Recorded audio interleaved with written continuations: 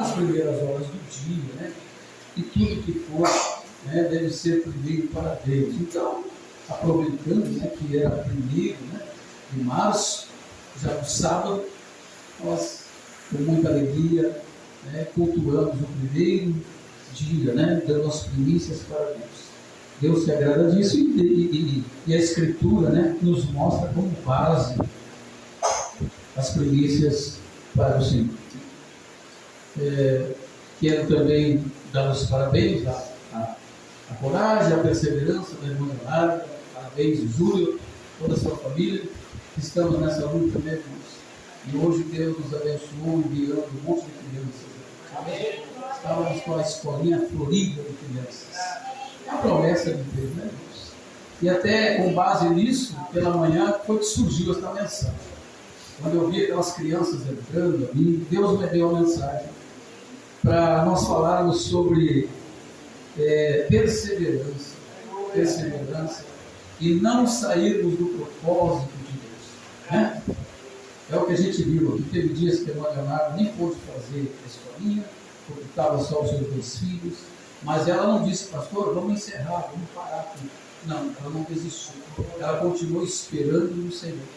Qual é a promessa? Os que esperam no Senhor renovarão as suas forças. Então, renovação é para quem espera. Para quem desiste, não tem renovação. Tá? Então, louvado seja Deus. Deus, Ele sabe renovar e trazer alegria aos nossos corações. Né? É tão maravilhoso quando nós aprendemos a viver na dependência de Deus.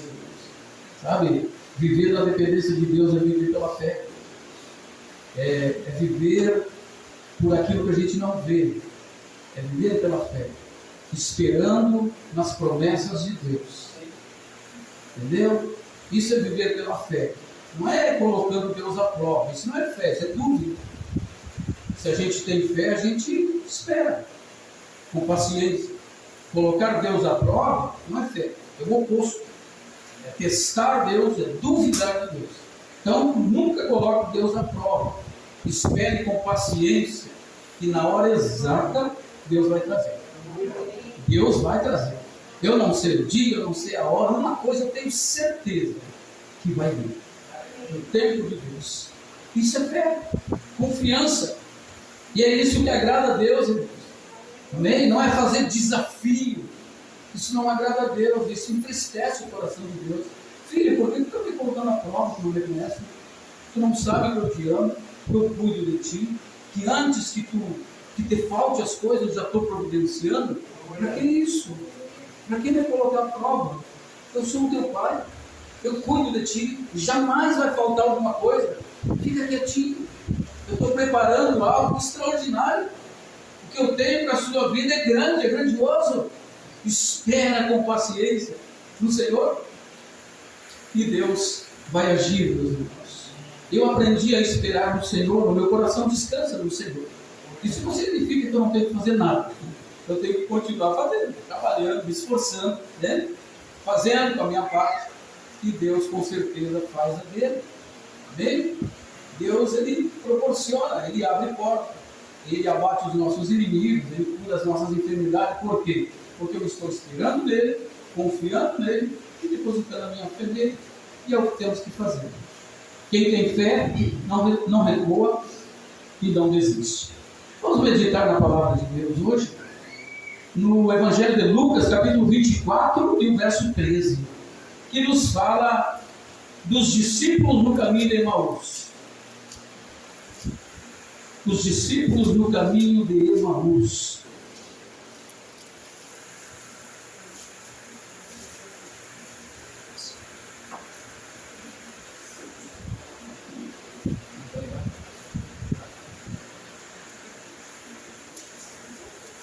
Amém. Glória a Deus. Então, Lucas 24, 13. Quem não achou, venha para a escola bíblica urgente. Amém? Urgente. Já está acendendo a luz. Glória a Deus. Porque ali na escola bíblica a gente manuseia a Bíblia, né? Começa no Gênesis e vai até o Apocalipse. Não tem como não memorizar os livros, os versículos e tudo mais. A Fernanda, seja bem-vinda, Fernanda, irmão de Jesus. Né? Então vamos ler. Naquele mesmo dia, 2 deles estavam de caminho para uma aldeia chamada Emaús, distante de Jerusalém 60 estádios. E iam conversando a respeito de todas estas coisas sucedidas. Aconteceu que, enquanto conversavam e discutiam, o próprio Jesus se aproximou e ia com eles. Os seus olhos, porém, estavam como que impedidos de reconhecer. Então lhes perguntou Jesus: o que é isso que vos preocupa e que ides tratando à medida que caminhais? E eles pararam entristecidos. Um, porém, chamado Cleopas, respondeu dizendo: és o único, porventura, que, tendo estado em Jerusalém, ignora as ocorrências desses últimos dias? E ele perguntou: quais? E explicaram o que aconteceu a Jesus, o Nazareno, o que era varão, profeta, poderoso em obras e em palavras diante de Deus e de todo o povo, e como os principais sacerdotes e os da nossa autoridade entregaram para ser condenado à morte e o crucificarem. Ora, nós esperávamos que fosse ele quem havia de redimir Israel, mas depois de tudo isso, é já o 3º dia desde que tais coisas sucederam. É verdade também que algumas mulheres das que conosco estavam nos surpreenderam, tendo ido de madrugada ao túmulo e não achado o corpo de Jesus, voltaram dizendo ter tido uma visão de anjos, os quais lhe disseram: ele está vivo. De fato, alguns dos nossos foram ao sepulcro e verificaram a exatidão do que disseram as mulheres, mas não ouviram. Então lhes disse Jesus: ó geração nécia e tarda de coração, para crerdes em tudo o que os profetas disseram, porventura não convinha que o Cristo padecesse e entrasse na sua glória? E começando por Moisés, discorria por todos os profetas, expunha-lhes o que ao seu respeito constava em toda a Escritura. Tendo-se aproximado da aldeia para onde ia, fez menção de passar adiante. Mas eles lhe constrangeram, dizendo: fica conosco, porque já é tarde e o dia já se declina. E entrou para ficar com eles. Aconteceu que, quando estava à mesa, tomando ele o pão, abençoou, tendo partido, lhe deu. Então se lhe abriram os olhos e reconheceram, mas ele desapareceu da presença deles. E disseram um ao outro: porventura não nos ardia o coração quando ele pelo caminho nos falava, quando nos expunha as Escrituras?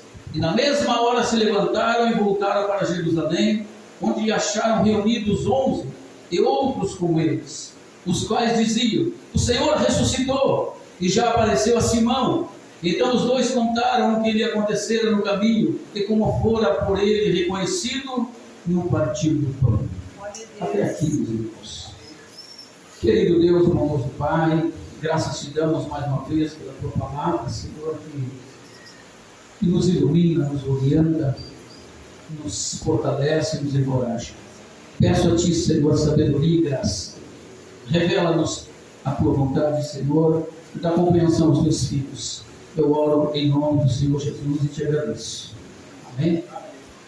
Pode sentar.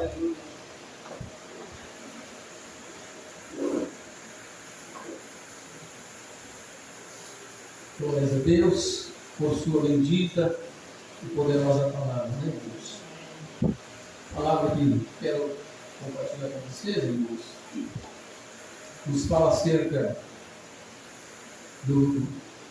de 2 discípulos que, caminhando com Jesus para a cidade de Emaús, os quais iam nesta caminhada voltando para casa. Com esses discípulos, irmãos, quero dizer que eles acompanharam Jesus na sua trajetória, viram os seus milagres. Provavelmente, a partir da quinta-feira à noite, quando ele foi preso e levado até as autoridades, sexta-feira ele foi crucificado, sábado eles sepultaram Jesus, e eles percorreram toda a longa história do seu mestre, do seu Salvador. Mas, naquele dia, o texto diz, verso 13, naquele mesmo dia, qual dia? O domingo da ressurreição. Esses discípulos, eles voltaram para casa, e eles estavam voltando para trás, desanimados.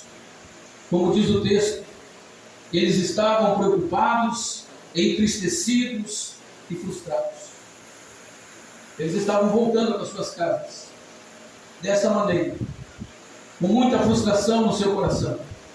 Eles iam no caminho até comentando sobre todos aqueles acontecimentos que aconteceram com Jesus, o Nazareno, seu mestre.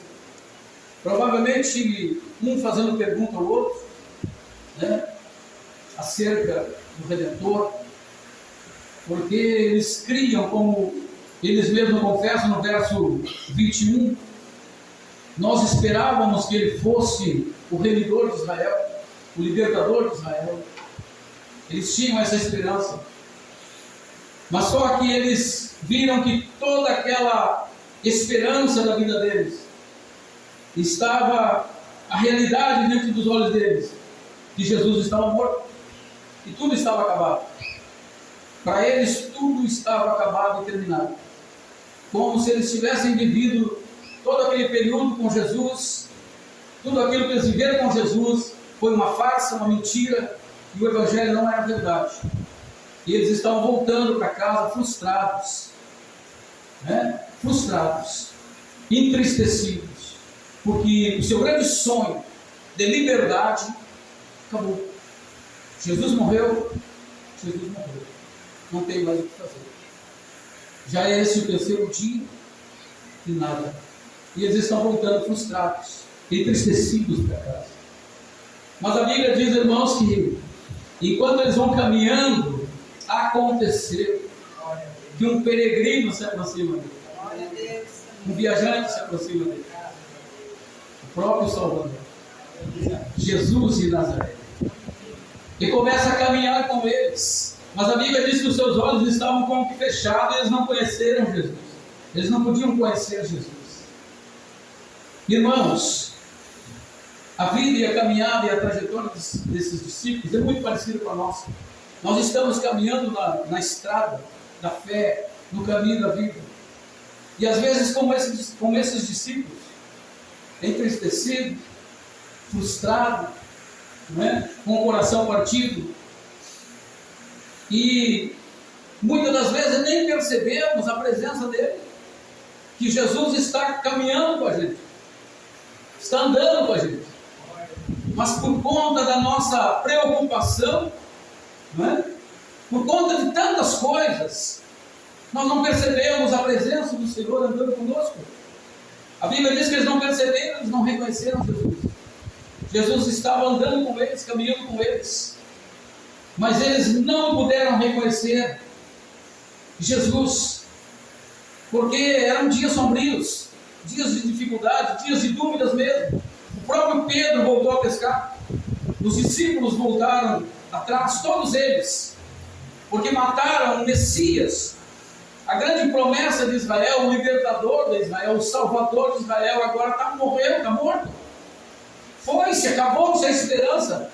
Os próprios discípulos voltaram a pescar, esses aqui estavam voltando para casa frustrados, e Jesus se colocou no lado deles, no caminho deles, só que eles não perceberam. Isso é uma mensagem maravilhosa para nós, irmãos, para os nossos dias, quando nós também estamos caminhando na luta, na dificuldade, nos momentos difíceis. A gente muitas das vezes não reconhece, não percebe que Jesus está caminhando do nosso lado, está conversando com a gente as Escrituras, está dialogando e conversando, e nós não percebemos. Talvez o coração deles estivesse também focado em outra coisa. Talvez não fosse só dúvida e perseguição e preocupação. Talvez o coração desses discípulos estivesse mais preocupado nas coisas naturais do que realmente em Jesus. De repente a tristeza que eles estavam sentindo no seu coração não era por causa da morte de Jesus, e sim porque eles perderam o grande libertador. O que eles mais queriam, de repente, não era uma comunhão com Jesus, um diálogo, entregar a vida e servir a Jesus. De repente não era isso que eles queriam. Eles queriam a libertação de Israel. O coração deles estava focado nisso. O centro da vida deles, a grande preocupação para eles era a redenção de Israel, a libertação de Israel. E isso não acontece por quê? Porque só o Messias poderia redimir Israel, libertar Israel. E de repente o Messias, adorado e seguido, morreu, desapareceu, sepultaram ele, ninguém mais viu ele. Foi-se a esperança. Então eles voltam para casa desanimados. E eles estão indo pelo caminho discutindo sobre aquele assunto. E Jesus se aproxima deles e começa a conversar com eles. E Jesus faz uma pergunta e eles respondem: como pode? Tu és o único, porventura, que tendo estado em Jerusalém ignora as ocorrências desses últimos dias? E Jesus, sabe todas as coisas que são do coração, pergunta para eles: quais? Ele era o protagonista, foi ele que estava na cena, ele foi o sentenciado, o julgado e condenado à morte. E ele pergunta: quais são as novidades? O que vocês vão discutir? O que aconteceu de tão extraordinário em Jerusalém? E Jesus pergunta para eles, e a Bíblia diz que um dos discípulos, chamado Cleopas, então responde. Ele perguntou quais, explicaram o que acontecera a Jesus o Nazareno, que era varão profeta, poderoso em obras e palavras diante de Deus e de todo o povo. E como os principais sacerdotes e as autoridades entregaram para serem condenados à morte e crucificados. Aleluia. Veja, irmãos, aqui a gente tem um ponto muito importante aqui que a gente precisa parar para analisar. Aqui a gente vê já um pequeno declínio na fé desses discípulos. Perceba que eles não estão vendo Jesus aqui como o Messias, o Salvador, aquele que viria para remir Israel. Ele chama Jesus de profeta. Ele está dizendo assim: Jesus o Nazareno, o varão profeta, poderoso em obras. Então aqui a gente já vê um declínio na fé deles, dos dois discípulos. Eles não estão vendo Jesus como o Messias, o libertador de Israel. Pairava uma dúvida no coração deles. No verso 21, ele diz assim: nós pensávamos que era ele que iria redimir Israel, mas infelizmente não foi. Não foi ele. E nós estamos voltando frustrados para casa. Então, meus irmãos, o ponto que quero destacar aqui é exatamente isso. Nós não podemos voltar atrás. Nós não podemos abrir mão da promessa que Deus nos fez. Jesus discorre com ele toda a Escritura e diz como, vocês não conhecem a Escritura, que o Cristo havia de padecer e subir para a glória. Dele dá testemunho os profetas, Moisés, todos. Vocês não se recordam das Escrituras? Jesus está revelando para eles as Escrituras. Mas eles não tiveram fé para esperar e permanecer. Eles voltaram atrás, voltaram para casa, eles estavam voltando para trás. E isso não pode acontecer na nossa caminhada. Nós temos que permanecer aonde Deus nos colocou. Eles estavam deixando Jerusalém e indo para Emaús. Jerusalém era o lugar da promessa de Deus. Era o lugar do propósito que Deus tinha para encher a vida deles. A Jerusalém era a cidade do grande rei. Jerusalém, irmãos, era como o centro do mundo. Era onde estava o templo. E dentro do templo, o maior símbolo da presença de Deus, que era a Arca da Aliança. Então Jerusalém era a cidade santa, era a cidade do projeto e do plano de Deus. Eles não tinham que sair do projeto de Deus para pegar um outro caminho, o caminho de volta para casa. Vocês estão entendendo? Eles não creram, eles não chegaram a esperar até o final. Eles até ouviram testemunho de que Jesus havia ressuscitado. Eles confessaram. As irmãs que andavam conosco, realmente de manhã elas foram ao sepulcro e confessaram ter uma visão de anjo. E o anjo disse para elas que Jesus havia ressuscitado. E um dos nossos foram lá, que foi Pedro, foi lá, constatou que a tumba está vazia. Realmente, há um indício de que Jesus ressuscitou. Mas eles não creram, eles voltaram para trás. E eles estavam deixando o caminho, entristecidos, aborrecidos. Mas Jesus é aquele que vai atrás. Jesus é aquele que não abre mão. Jesus vai atrás dos seus discípulos para reanimá-los, para fazer voltar de volta para o lugar do propósito. Nós não podemos sair do lugar onde Deus nos colocou no propósito. O propósito era deles ficarem reunidos em Jerusalém, porque havia uma promessa. Deus prometeu um Pentecostes, prometeu derramar o Espírito Santo. E eles precisavam ficar no lugar do propósito, que era Jerusalém. Mas eles pegaram um atalho. Eu estava estudando, irmãos, a palavra dessa cidade chamada Emaús. Essa cidadezinha, essa aldeia, tem um nome, tem dois significados. Emaús significa algo incerto ou águas termais, águas mornas. Então vamos trazer para esta mensagem aqui.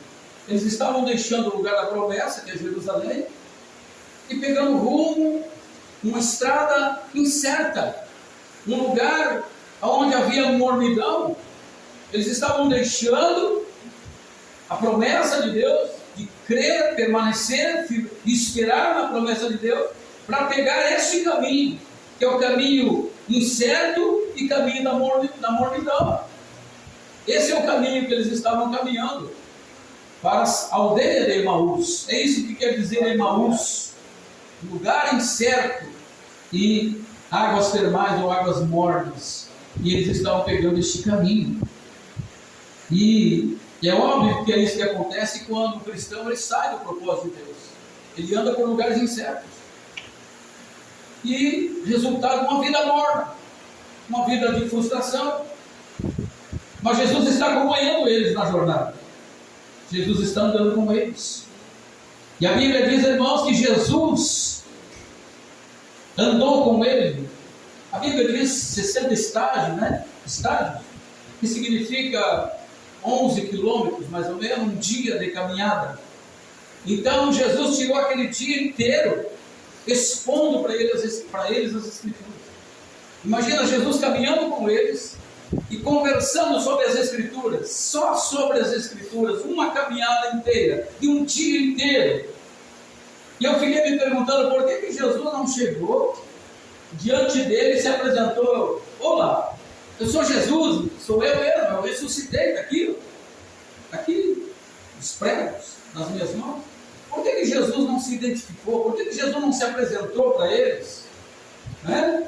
Por que Jesus não disse logo: sou eu sou o Messias? Vocês estão aí meio contrariados, meio perdidos no caminho, aí, entristecidos, voltando para trás. Não façam isso, eu sou Jesus daqui, me abracem, eu sou o mestre de vocês. Jesus não se revelou a eles desta maneira.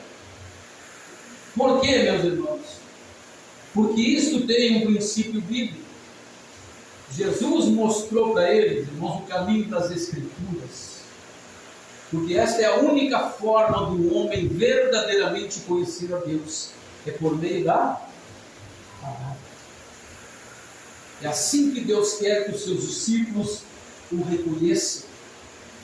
É assim que Deus quer que a sua igreja conheça Ele. Por meio das Escrituras. Por meio da palavra. Porque por meio da palavra, a Bíblia Sagrada, Deus se revela a nós. Ele quer se revelar a nós, mas não de outra maneira. Ele quer se revelar a nós por meio das Escrituras. Nós temos que crer que Deus é Deus por meio da Bíblia Sagrada, não por outras fontes, não por livros de espiritismo, budismo, hinduísmo, livros de religiões. Não é assim que Deus se revela aos seus filhos. É somente através da Bíblia Sagrada. A Bíblia Sagrada é a palavra de Deus e a única regra de fé e prática. E Jesus fez questão de se manifestar a ele por meio das Escrituras. Jesus andou aquele dia todo com eles na caminhada, expondo as Escrituras, ensinando as Escrituras para ele, um dia inteiro. Entende? Então esse foi o caso. Porque Jesus não se identificou logo. Sou eu, está aqui os furos dos prédios, eu sou o Messias, alegrai-vos comigo, vamos celebrar, eu ressuscitei, eu tenho todo o poder dos céus e terra, vamos reunir os outros discípulos, vamos dar uma festa. Não, Jesus não quis se revelar desta maneira.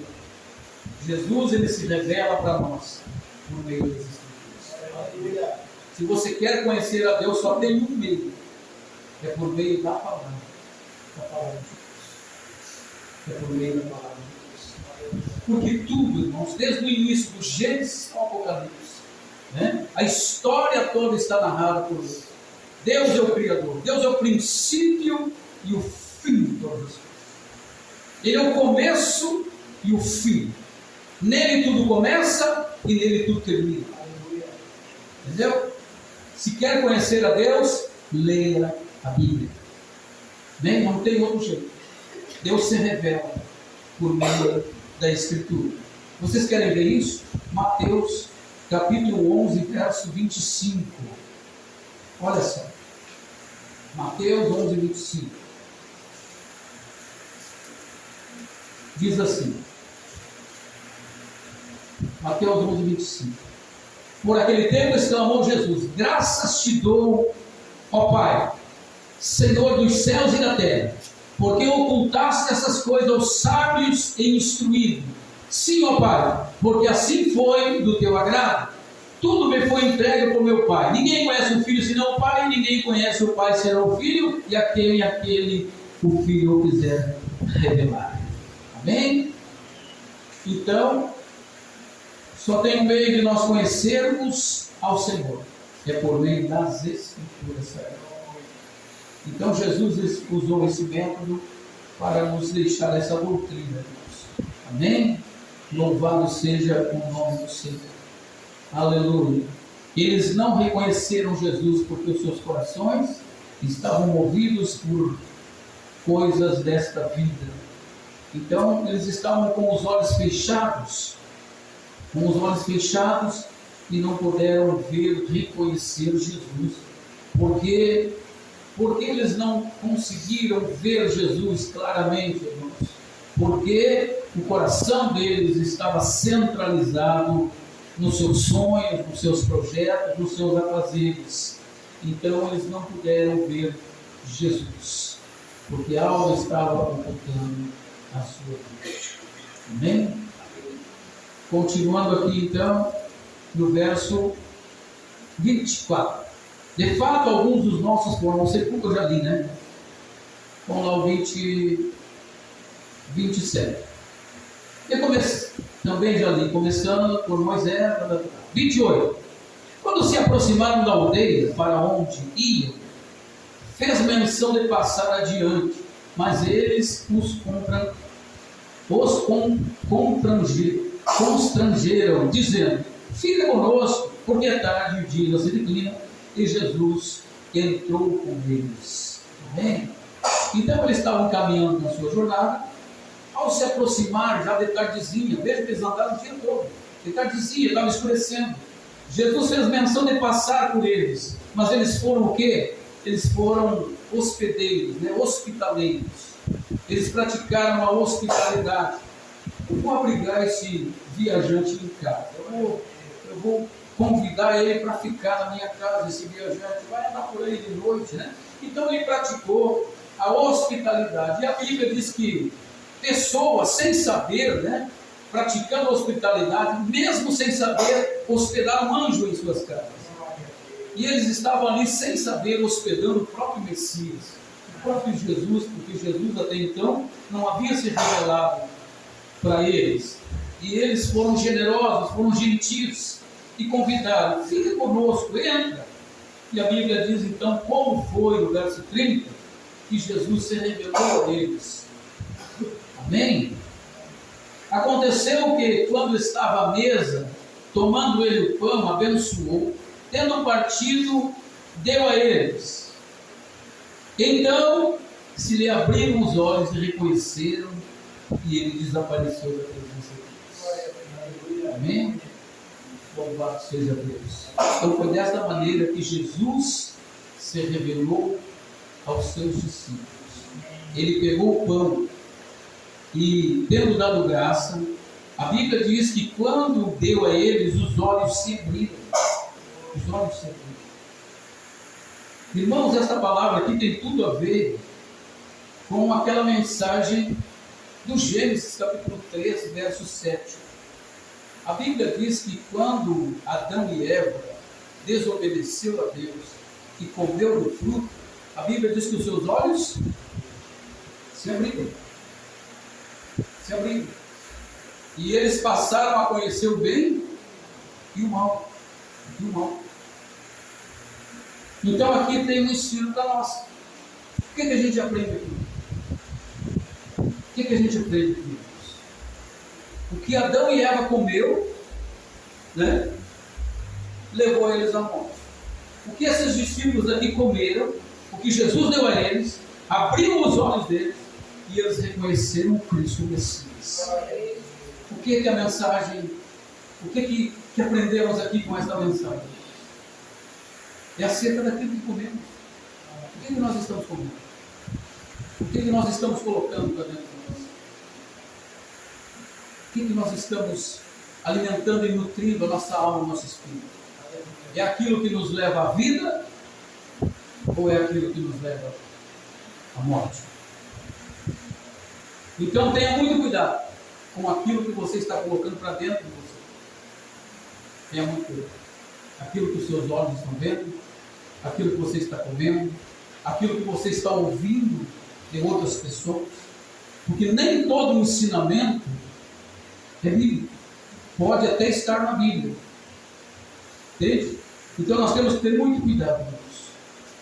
Mas aquilo que Jesus deu para eles abriu os olhos deles. E eles reconheceram o Messias, o Salvador. Aleluia. Eles comeram o pão da vida. Louvado seja Deus, e os seus olhos se abriram. Eles estavam com os olhos fechados, estavam frustrados, estavam decepcionados. Mas Jesus é aquele que vem na nossa caminhada, na nossa jornada, nos acompanha nas noites tristes, nos dias sombrios, e vai conosco até a nossa casa, com esse propósito, para abrir os nossos olhos, para nos fazer ver, irmãos, que Jesus Cristo não é uma lenda, que Jesus Cristo não é uma história, que Jesus Cristo não é apenas um evangelho que teve começo, mas teve um fim amargo, um fim desgostoso, porque era isso que passava na cabeça dos discípulos. Que evangelho é esse? O que é isso que ele ensinou? Não deu em nada, morreu, acabou, não tem mais o mestre, não tem mais o Messias. Esse era o evangelho que eles tinham em mente. Mas Jesus veio abrir os olhos deles e disse: não, esse evangelho é verdadeiro. O que eu ensinei, a minha doutrina verdadeira não acabou, não. Aleluia, aleluia, louvado seja Deus. Aí, irmãos, o que eles fizeram? Então se lhe abriu os olhos e reconheceram, e Jesus desapareceu. No verso 32, e disseram um ao outro: porventura não nos ardia o coração quando ele falava a caminho da palavra e nos expunha a Escritura? E na mesma hora se levantaram e voltaram para Jerusalém, e acharam todos reunidos, 11 e os outros com eles. Aleluia, louvado seja Deus. É isso que Jesus faz, irmãos.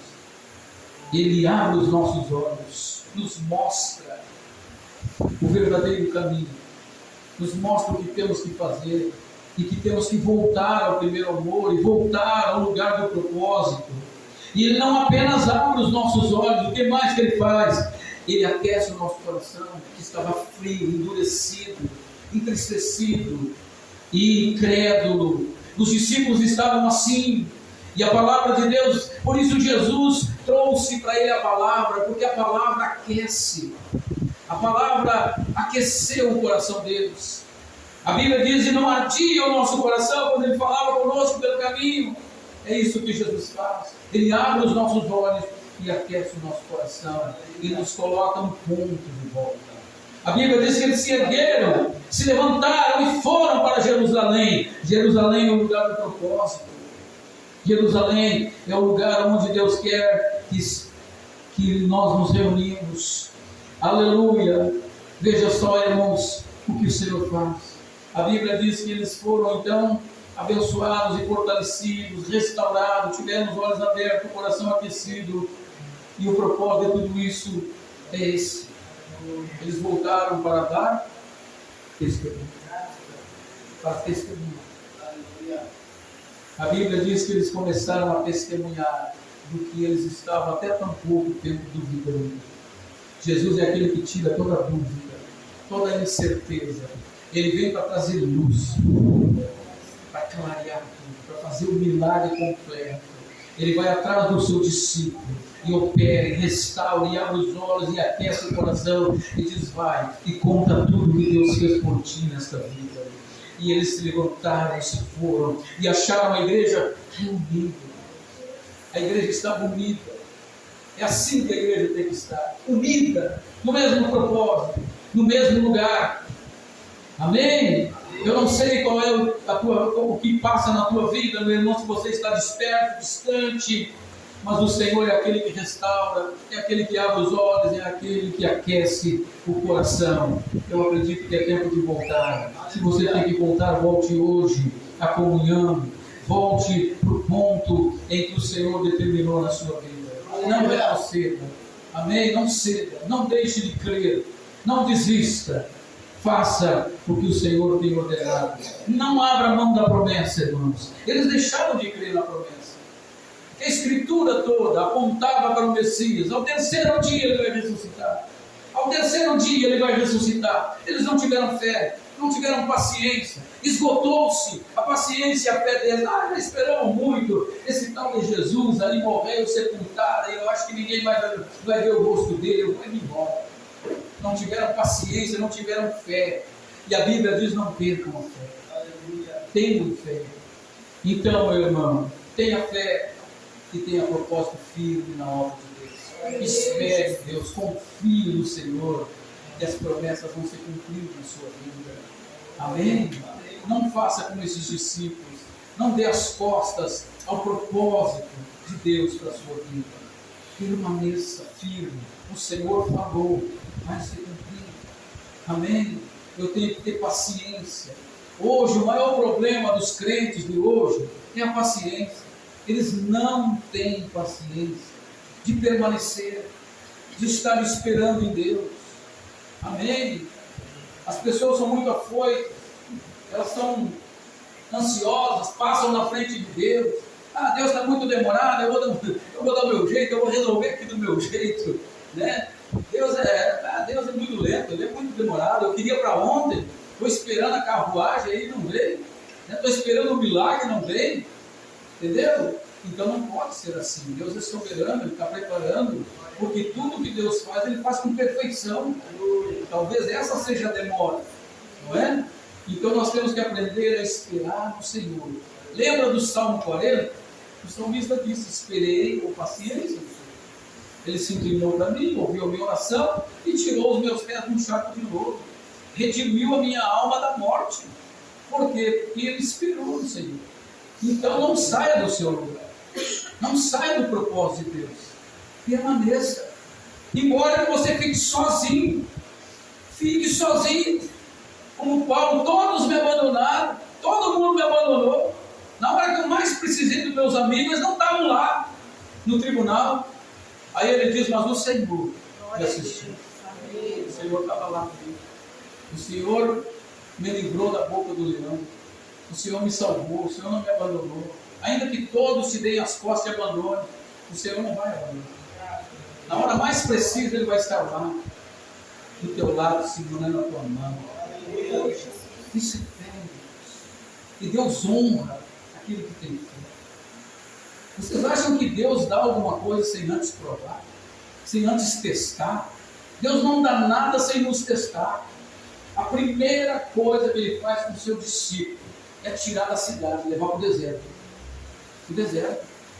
A primeira coisa que Deus faz é nos levar para o deserto. Entendeu? Deus tira tudo. Tira os amigos, quando a gente se converte. Até o emprego a gente perde.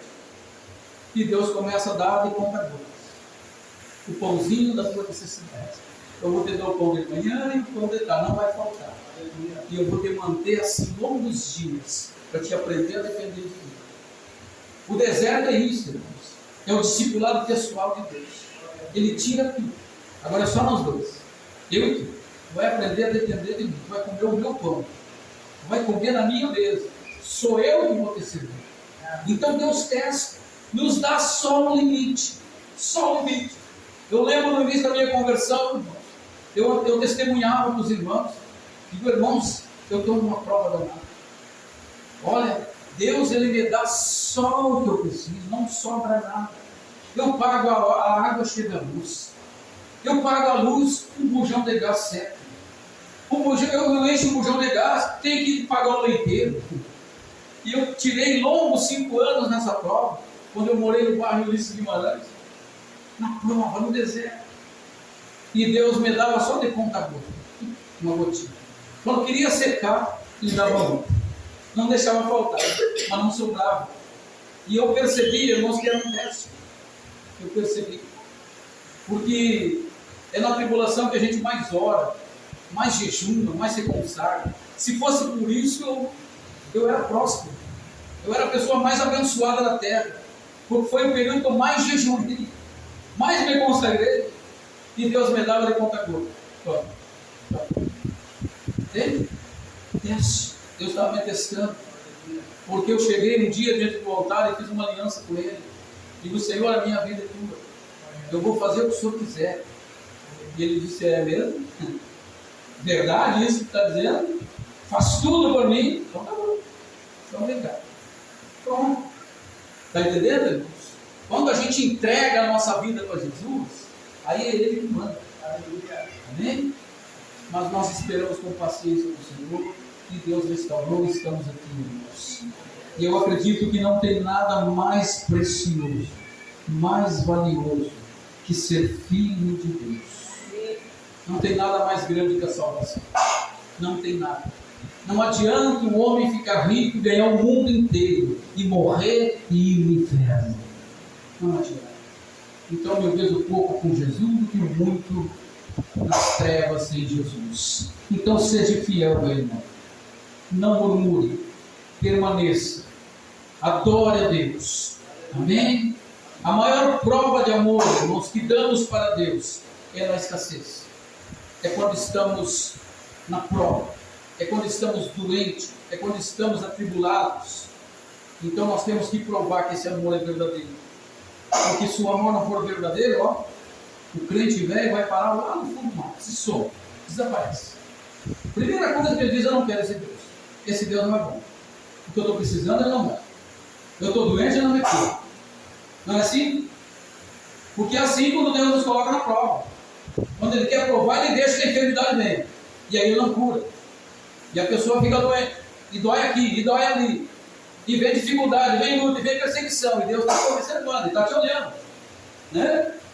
Então o verdadeiro amor se expressa na prova. Só que a prova, irmão, não dura a vida toda. É só um tempo. É só um tempo. Depois Deus tira tudo. Diz, vem cá, meu filho. Fostes aprovado. Agora tu vai comer o melhor nessa terra. Agora eu vou soprar o refrigério na tua alma. Agora tu vai dormir em paz. Agora tu vai ter sossego. Tu aprendeu a depender de mim. Eu sou o teu Senhor. E nada vai te faltar. Foste fiel no pouco. Sobre o muito eu vou te colocar. Deus não dá nada de graça. Só a salvação que é de graça. O resto nós temos que pagar preço. Amém? Vamos à ceia do Senhor, então? Os irmãos que estão em comunhão. Eu acabei dando parte do meu testemunho. Mas tudo é para a glória de Deus, né? Como a gente não nasceu em berços de ouro, né? Veio de uma família humilde, então a gente tem muita dificuldade para contar, né? Mas Deus é maravilhoso, né?